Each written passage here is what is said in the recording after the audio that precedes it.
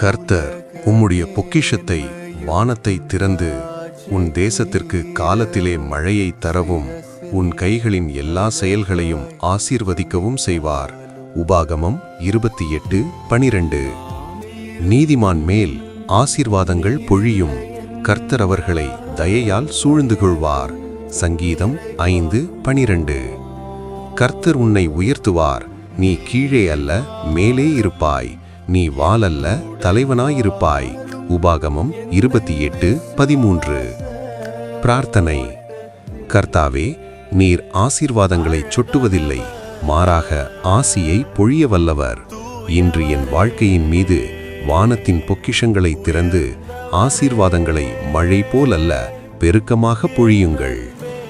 என் கைகளின் உழைப்பில் உமது கிருபை சேரட்டும், என் பாதைகளில் உமது தயை முன்னே செல்லட்டும். நான் எங்கு சென்றாலும் ஆசீர்வாதங்கள் என்னை தொடர்ந்து வரட்டும். கர்த்தாவே, குறைவு நினைவுகள் விலகி நிறைவு சாட்சியாகட்டும். தடை உடைந்து திறந்த கதவுகள் ஒன்றன் பின் ஒன்றாக வெளிப்படட்டும்.